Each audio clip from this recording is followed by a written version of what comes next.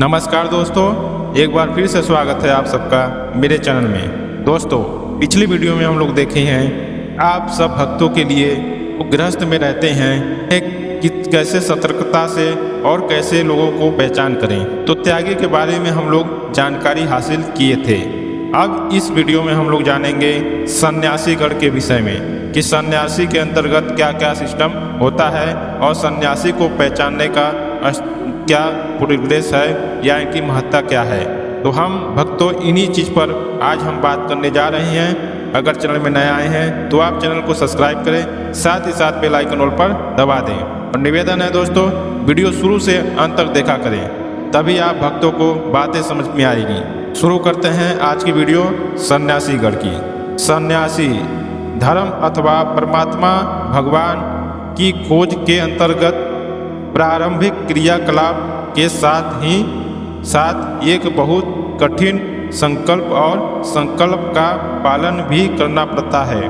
वास्तव में सन्यास का अर्थ परमेश्वर की खोज में पारिवारिक सांसारिक संबंधों का त्याग, सुख भोग का त्याग, इंद्रियों का त्याग और बिल्कुल निस्त करके रहने वाले अर्थात पूर्णतः भोग विषय से अपने इंद्रियों को मोड़ तोड़ कर पूर्णतः परमेश्वर की खोज में, एकमात्र परमात्मा की खोज में ही जोड़ लेना होता है। अर्थात भोग सामग्री से अपने इंद्रियों को संबंधित को बिल्कुल ही समाप्त करके परमात्मा की खोज के प्रति प्राप्ति के लगाकर जाना मात्र सन्यासी कहलाते हैं। वास्तव में तो वैसे तो त्याग और सन्यास में कोई बहुत बड़ा अंतर नहीं होता है, बल्कि दोनों एक बीच में अपने आपस मूलतः का अपना एक अस्तित्व कायम रखते हैं। दोनों मुख्यतः अंतर यह है कि त्याग में आने वाले विषय वस्तुओं का प्राप्त करने वाले के बजाय त्याग कर दिया जाता है, जबकि सन्यास में विषय वस्तु का त्यागने के बजाय अपने वाले विषय वस्तुओं से अपनी इंद्रियों से आकर्षण को समाप्त करा दिया जाए। सन्यास एक तरह की वैराग्य का ही बाह्य रूप में ही वैराग्य सन्यास के अंतर्गत भीतरी रूप में होता है। भक्तों, सन्यासी का अंतर्गत यह होता है जब गृहस्थ से सब जानते होंगे कि पहला ब्रह्मचर्य आश्रम, दूसरा गृहस्थ आश्रम, तीसरा वानप्रस्थ आश्रम, चौथा सन्यास आश्रम। तो जो चौथा है वह सन्यास आश्रम के अंतर्गत आता है। लोगों को अपने बुढ़ापा होने के बाद परिवार को छोड़कर इंद्रियों को मुख मोड़कर परमात्मा की खोज में निकलना ही सन्यासी कहलाता है। यही मनुष्य का धर्म और कर्तव्य भी होता है कि मनुष्य अपने अंतिम समय में सन्यास धारण करे, लेकिन आजकल ऐसा बिल्कुल भी नहीं है। लोग बुढ़ापे में अपने बच्चों के साथ रहना चाहते हैं और बच्चे को छोड़ना ही नहीं चाहते। इसीलिए आज संसार में विकृतियों का इतना बड़ा विषय बन गया है कि लोग आपस में ही घर में बहुत बड़ा क्लेश और विपत्तियों का, आपदाओं का आगमन होता रहता है। पहले के लोग रहते थे दोस्तों, तो उसमें क्या होता था, सन्यास होने के बाद, बुढ़ापा होने के बाद वह परमात्मा की खोज में घर परिवार को त्याग देते थे। यही सन्यासी का महत्ता है कि वह सन्यासी जो होते हैं अपने इंद्रियों के विषयों का त्याग करते हैं।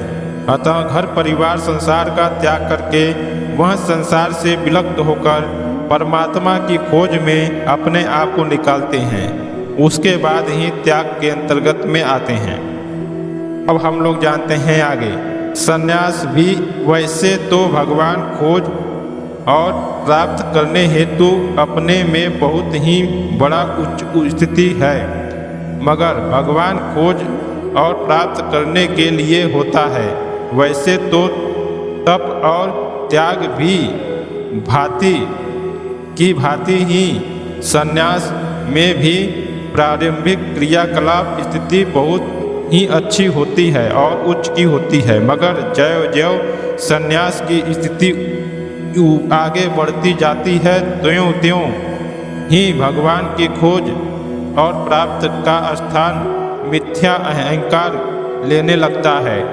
आगे चलकर परिणाम यह होता है कि संन्यास के अंतर्गत से भगवत खोज और भगवत प्राप्ति की स्थिति बिल्कुल ही समाप्त होकर उसके स्थान पर मिथ्या अहंकार मिथ्यावादी की स्थिति स्थापित हो जाती है। यही से इस संन्यास और सन्यासी का भारी दोष होने लगता है और यही सन्यासियों का पतन प्रारंभ हो जाता है, जो आगे चलकर भगवत खोज और प्राप्ति से बजाय मिथ्या अहंकार के गुण अभिमान में कर कराकर लगे लगाकर, जिससे सन्यासी अपनी मंदिर मस्जिद को अपाने की बजाय पतन की ओर प्राप्त करने लगते हैं। वे अपने मंजिल से अचूक हो जाते हैं।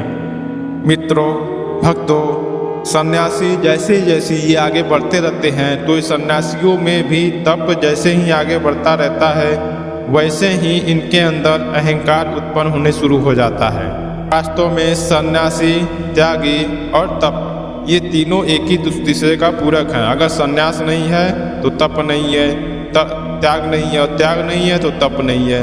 या जब तीनों एक ही जैसा हो जाएंगे तब ये इसके जाकर के आगे आपको आत्म तत्व का ज्ञात होता है और वह वैराग्य की स्थिति कायम करता है और वह एक विशेष महापुरुष या बनकर धरती पर लोगों को महायोग या महान कार्यों से युक्त होता है। तब वह सांसारिक से दूर होकर संसार के लिए कल्याणकारी एवं सांसारिक के लिए बहुत बड़ा उदाहरण बनता है। आज कल के ऐसा बिल्कुल ही नहीं है भक्तों। आज सब सन्यासी हो, त्यागी हो, तपस्वी हो, सब अपने आप को भगवत प्राप्ति एवं ज्ञान वाले कहते हैं। वह सबकी पहचान तो आप स्वयं ही करें कि कौन त्यागी, कौन वैरागी और कौन सन्यासी है। आपके समक्ष हमने इन गुरुओं के बारे में विस्तार पूर्वक स्थापित हम आपको बताने की कोशिश कर रहे हैं, जिसकी वजह से भगवान कल्कि की भी ऐसे ही स्थिति होकर संसार में विचरण कर रहे हैं। आप उनको समझें और पहचानेंगे कैसे? अगर आप तब तक इन सबको नहीं जानेंगे तब तक आगे उनको नहीं पहचान पाएंगे। भक्तों, यही कारण है कि आज संसार में विकृति इतनी ज़्यादा हो गई है कि संसारिक जो गृहस्थ वाले हैं वह इतना परेशान हैं, इतना दुखी और कष्ट पीड़ाओं से युक्त हैं, वह नए नए चमत्कार देखना अनिवार्य समझते हैं। अतः अगर त्यागी, सन्यासी और तपस्वी अच्छे होते तो इस संसार में इन सबको अच्छी बातें बताते, जिन्हें इन्हें घर परिवार में भी अच्छी स्थिति होती, अच्छा जीवन जीते और खुशहाल जीवन होता। परंतु वह संसार में यही गति है कि आज सब एक दूसरे के प्रति ईर्ष्या, द्वेष और लूटपाट, भूत प्रेत से ग्रसित होकर एक दूसरे की रोगी और व्याधि से बन गए हैं। दोस्तों, यह रहा तीसरा गुरु का बारे में।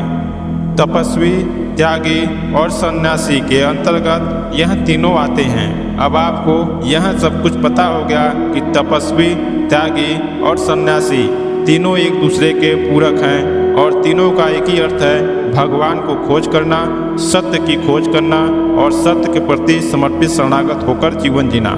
यही इनका मूल अस्तित्व है, इनका मंजिल भी यही है और इनका कारण भी यही है। तो दोस्तों, भक्तों, आप लोग को ये वीडियो कैसी लगी? तो वीडियो अच्छी लगी तो लाइक करें, दोस्तों में शेयर करें और चैनल में नए आए हैं तो चैनल को सब्सक्राइब करें, साथ ही साथ बेल आइकन ऑल पर दबा दें। मिलते हैं नेक्स्ट वीडियो में। जय कल्कि भगवान, जय श्री कृष्ण।